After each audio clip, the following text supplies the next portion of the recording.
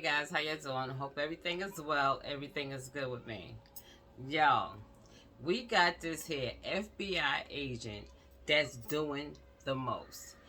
He lives in, I guess, Maryland. That's where he was an agent at, FBI agent at in Maryland, and he was doing the most. He had a whole different agenda going on in Maryland.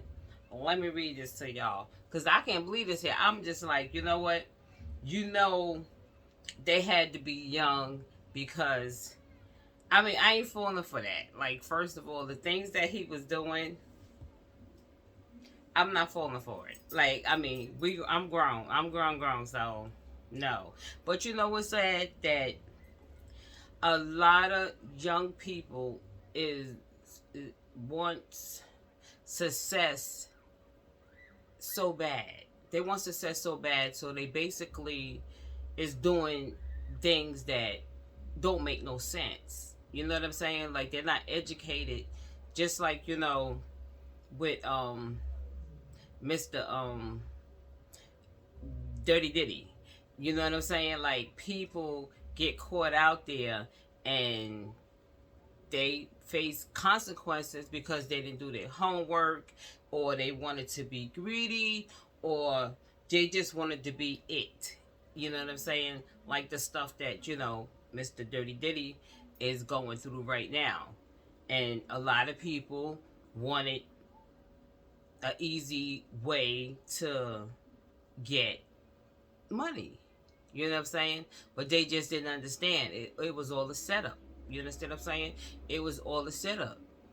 And this story I'm about to read you is basically like the same thing that Dirty Diddy did.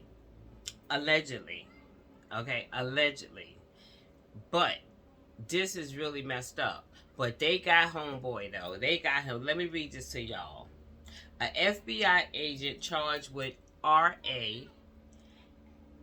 assault 2 years after DC Metro shooting acquittal. An FBI agent is facing charges of RA involving two women in Maryland. According to the police of Montgomery County, 2 years after state jury acquitted him after he shot and wounded a passenger on a Washington D.C. area metro train. He palled somebody on a train and he got acquitted. Oh, you already know he's a FBI agent. Eduardo Valdeva, 40, Eduardo, faces 10 felonies and misdemeanor charges, including second-degree RA, second-degree assault, for acts that began in February. Assistant Chief of Police Nicholas Augustine said during a news conference Tuesday. Eduardo contacted the victims, two women in their 20s, in Instagram pages using a different name, and invited them to a tattoo parlor where he offered them tattoos and helped get modeling deals. Are you kidding me right now? Augustine said the women did not know Eduardo was an FBI agent. No, you wouldn't. No, you didn't know he was an agent, because he's crazy. He is a predator, okay? He is a straight predator, and he thought he was getting away with it because he was an FBI agent.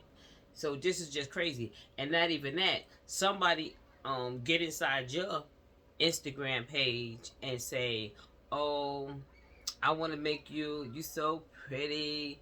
I want to make you a model. I own a tattoo shop. Come down and I give you a free tattoo. You gotta be kidding me right now. Like, I'm not doing none of that. First of all, I have an Instagram, and ain't no way in hell nobody slided in my DMs talk about something. Oh, I like your da da da. Come down here. I give you a free tattoo and make you a model. Shut up, okay? Shut up, because not going for it. But you see, they're young and they want, they feel like, somebody looking at them, and they probably are pretty, and they fell for it. Like, they fell for this hokey doke thing that this predator was after. And they actually went to the damn tattoo shop. Like, you don't even know the person that got in contact with you, and you literally went to I'm not blaming the victim. What I'm saying is that you can't be so vulnerable like that. You understand? You have to work and get what if something seems too good to be true, believe it. Believe it, like, for real. Eduardo was arrested Monday on SA charges in defense with his defense attorney, Robert, confirmed to be Associated Press. We don't accept at first blush any of the allegations until all the evidence is in, said his attorney, who declined to the news request for comments Tuesday morning. Eduardo is in custody without bond, according to the police. He is expected in Montgomery District County Tuesday afternoon for a bail hearing, according to court records. That's today. The charges come nearly 2 years after a Maryland jury found Eduardo not guilty of attempt murder and other related charges after he shot and wounded a passenger on a Washington, D.C. area metro train in December 2020. But my thing is this here. So once he, you know he wasn't going to be charged. But anyway, he felt like, you know what? I'm an FBI agent. I can do anything. Nobody can't touch me. But trust me, they were watching him. In the latest case, Eduardo met one of the victims at a tattoo studio located in Gothenburg, where he lived. Jesus. According to the police, Eduardo leased a space where the tattoo shop was located. Police said it added no tattoo license is registered to that location. One of the women was offered a free tattoo in exchange of a model to model the artwork. The police said. After the tattoo was completed, Eduardo offered to help the victim get work as a model. So first he tattooed them. Then after he tattooed him, he said, I need you to model that tattoo. I don't know where he put it at, but that's crazy. Like, seriously? I cannot believe, like, they went to this here shop from somebody going on your Instagram page. That was so dangerous. Like, that's crazy. Please, people, don't do stuff like that. That is just sick. Like, for real.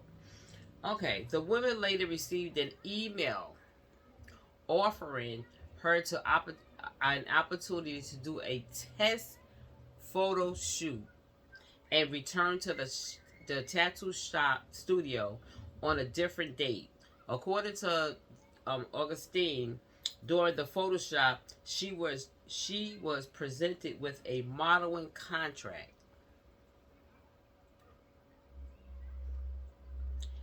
And then SA'd by Eduardo. Now, he gave her a contract, a fake contract, and she signed it, believing that this man was what? What did he tell you? Like, I'm reading this, and all he said that he can give you a tattoo free. and now it done. He felt that you fell for it because you're here. Now I'm gonna let you sign this fake paper and say I'm gonna let you model it, and then you come back and he SA the person, this young lady. This is sad. The okay. The victim was coerced and threatened with legal action if she do not return to comply with the contract. Lord have mercy. He done scared the poor child. He done scared her and told her he's going. Now, mind you, did y'all hear what I said? He SA'd her. Then he had the nerve to tell her, if you don't come back to comply with the contract that you signed, I'm going to, sue you. Did she realize you got, and see how it is, y'all? Women are so scared, to come forward to say that somebody SA'd them. I mean, I understand, that RA. It's just really sad because it's really embarrassing, and they always try to blame the victim. You know what I'm saying?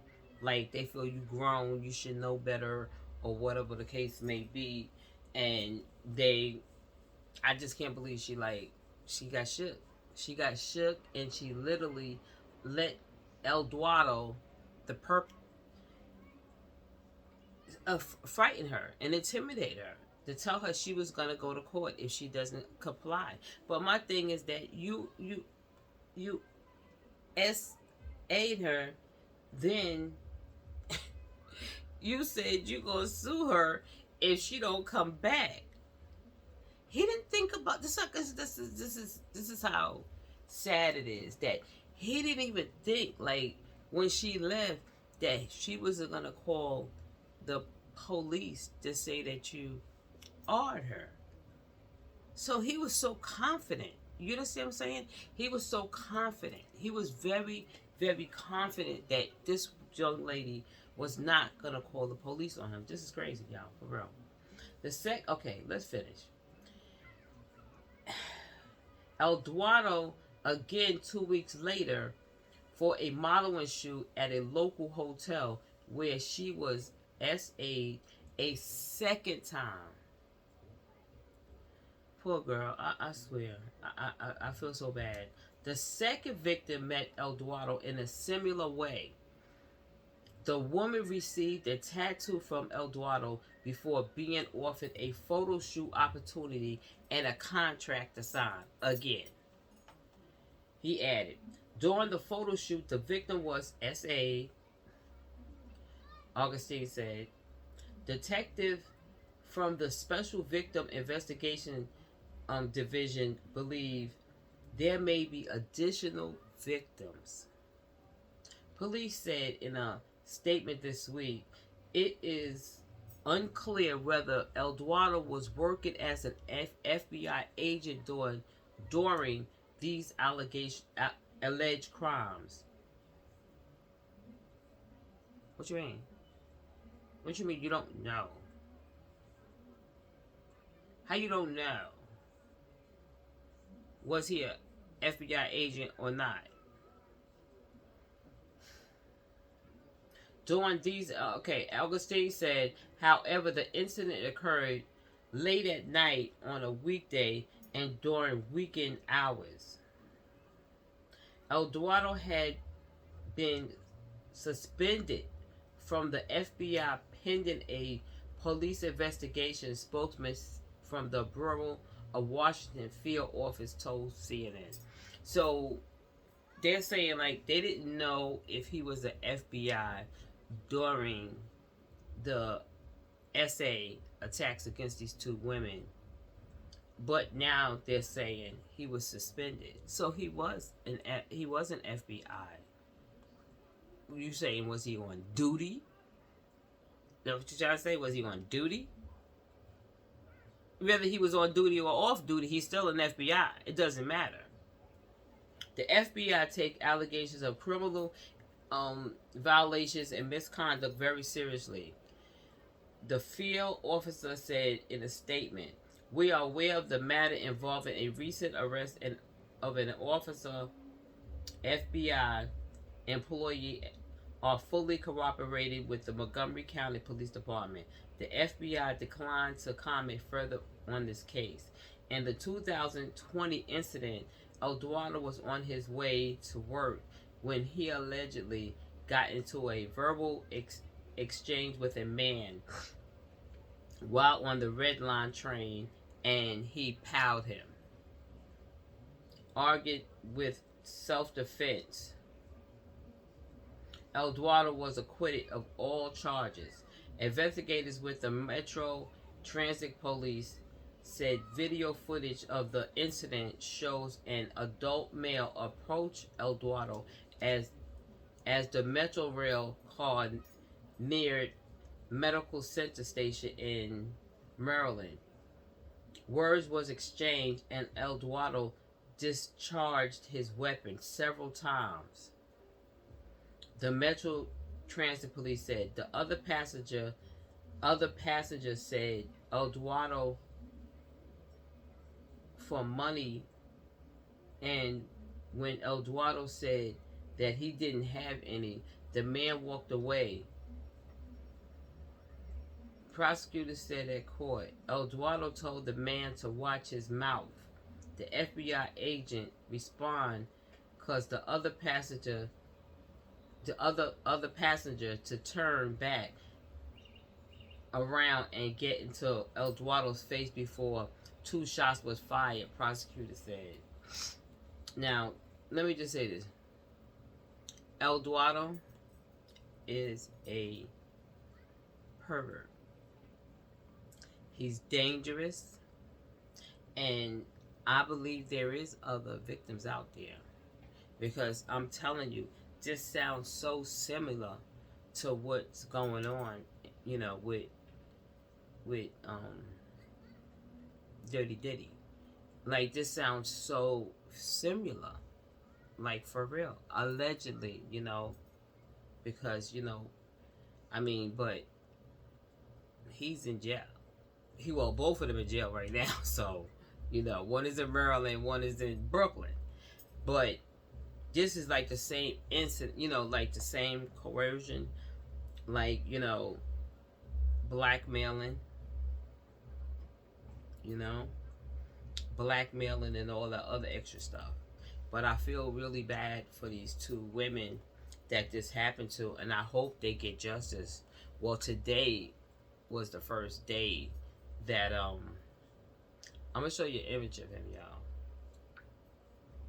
Eduardo, Mr. Eduardo.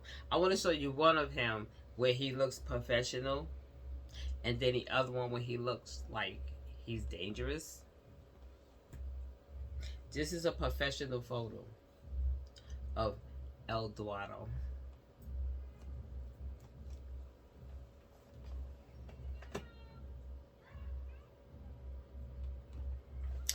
He doesn't look harmless. I mean, he looks harmless, right? Like, he don't look like he would just, like, do some craziness.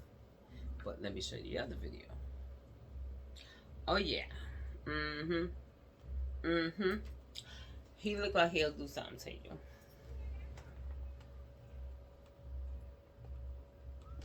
But you know what's crazy, y'all? Like, for real, y'all. No, all jokes aside. Eduardo had to, even though he's an FBI, he had to know, because he went to court today, okay? Today is what day? Tuesday, okay? So he had to see what's going on in the news with Dirty Diddy. You know what I'm saying? Like, he had to. So this shows you that this is going on a lot. People with power is really trying to use their power against others. And it's not nice. It is not nice, y'all. It's not nice.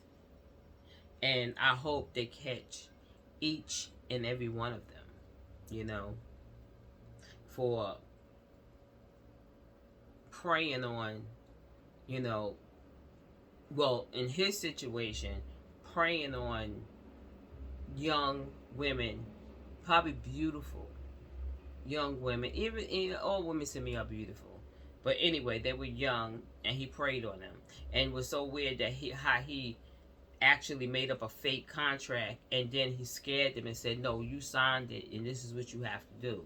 And he actually SA'd them and wasn't afraid that this young lady went home and didn't think that she would even go to the police. So it shows you something is wrong with this guy. What do you feel like? Dirty Diddy did it, I can do it? Because I'm an FBI?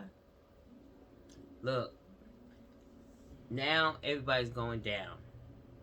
But y'all, I'm going to show y'all a small clip of what happened. You know, they're going to talk about actually the same thing I said, you know. So, I want y'all to see, you know, hear what's going down. Because they are asking questions about, you know, the situation. Like, because I would like to hear some more of this. Because I'm saying, this ain't enough. Because I wish women in Maryland that El Dorado, if you've been SA'd by this here FBI agent that pretend to be a tattoo artist and plus a modeling agency or whatever, come forward. You know, we got your back. Like, we believe you now because what's going on now. You're going to be believed. I mean, we want to, you know, believe. We don't want nobody just, you know, trying to just get a bag. You know what I mean? Like, that's not cool. Just coming out, you know, trying to get a bag. No. This is for real. This is somebody's child, 20-something years old, 2 of them. And I hope justice be served and Mr. El Dorado don't get off this time. Even though he powed a man for just saying something. You understand? But anyway, y'all, I'm going to go. Hit that like button and subscribe, y'all. Okay? Alright, I'm going to show y'all a small little clip. Wait for it. Good morning, and I appreciate everyone being here today as we are asking for your assistance to help identify additional victims that may have been sexually assaulted in Montgomery County. Yesterday afternoon, Montgomery County Police took into custody Eduardo Valdivia, age 40, who resides in Gaithersburg, Maryland.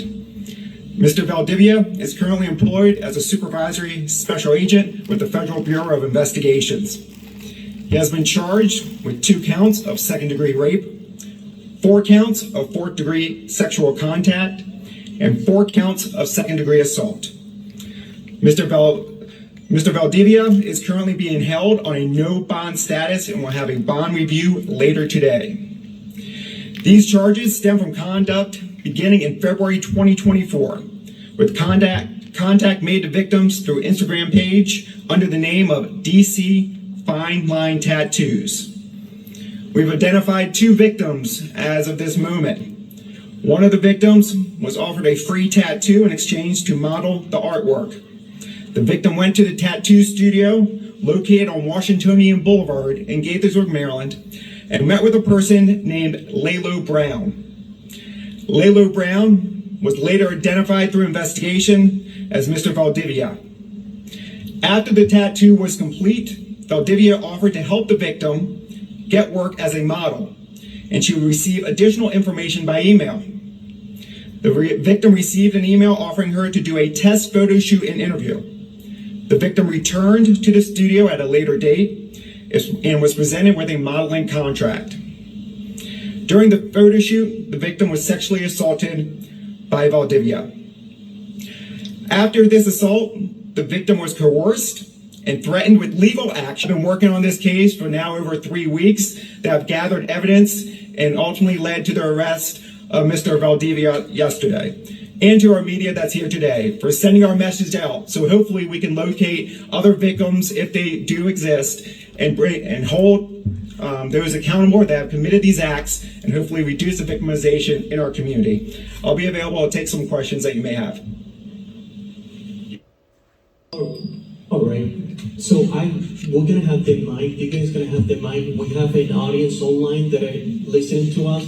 So we just ask you to please raise your hand. And Deegan over here, our PIO Deegan, is gonna come around with the microphone. So our online and community who is watching us online can hear the questions. Thank you so much.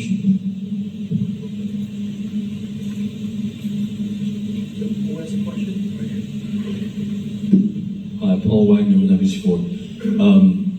Online for this court, it says for the warrant that I can see online.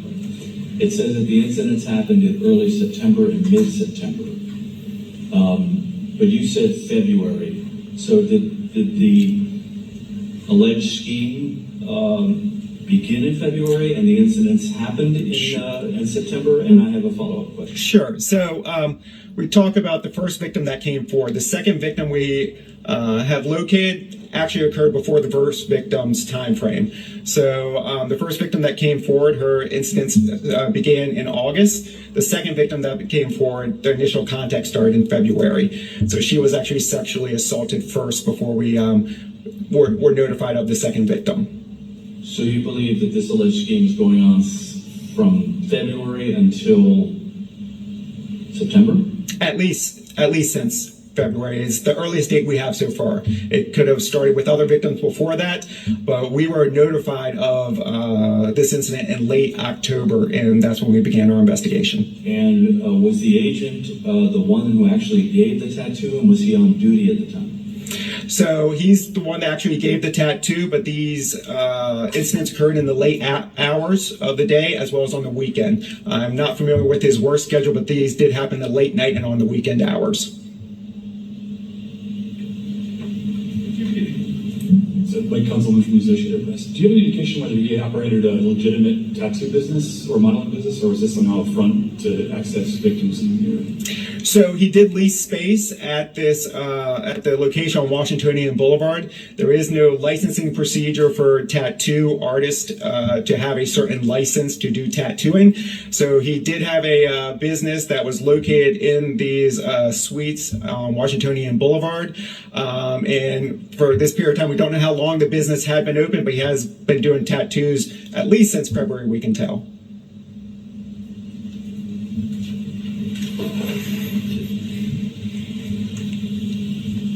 Thank you. Ford Fisher from News to Share. My question is there any indication that this agent's status as an agent or authority as an agent had any impact or involvement in the crime that you're alleging? All right. So to our knowledge, our victims did not know of his employment status as an FBI agent, nor either knew his true real identity. So that is why we do present those two other names out today, because they do not know him as Mr. Valdivia. They know him under Lalo Brown or El Boogie. Hello, thanks for taking questions. Did the victims know each other at all, or was this all just kind of randomly through social media that they all kind of came in contact with each other? They did not know each other directly. Through getting information and looking at the Instagram pages, they were able to identify each other and had associates in common, and began talking. And that's why we're trying to bring this forward today, is have people talk about this conversation. Those that have went there and even got a tattoo and understand the circumstances, even if they were not sexually assaulted, we want to hear from them, to hear about what happened while they were getting tattooed, if they were offered to do any modeling, so we can understand the situation. You're asking victims before, but do you already have any fees that there are other victims? You know that you generally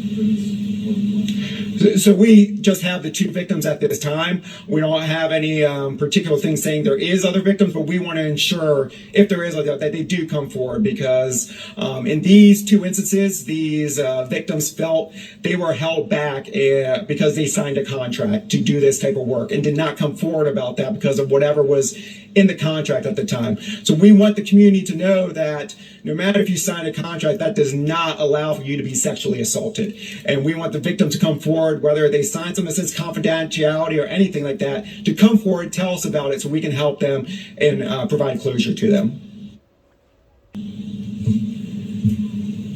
Thank you. Kate Ryan, WTOP. Is there any indication that he was targeting a particular demographic, either age of, a lot of young people want to get into modeling as early as their teens, and was the language an issue at all? Yeah, we don't see any language issues. Both of our victims were in their 20s. Again, all the original contact was coming through the Instagram site. So as our victims interacted with the Instagram site, whether by following or liking something, he would then, or this Instagram page would then reach out to them and offer them the opportunity for a tattoo or modeling services. Hi, that was loud, sorry. I'm Ashley Campbell, I'm with Moco 360. Did you guys arrest him, and if so, where, or did he turn himself in? He was arrested yesterday by our officers in Greenbelt.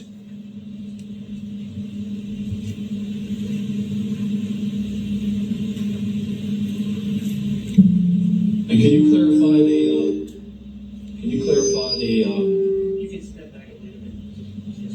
clarify the actual sexual assaults, that one took place in the tattoo parlor and the other one took place in a suite at the hotel, is that correct? So for one of our victims, it occurred in the tattoo studio, which is pretty close to the courtyard of Marriott. And the second assault took place in the courtyard of Marriott. For our other victim, they were assaulted at the tattoo studio located on Washingtonian Boulevard.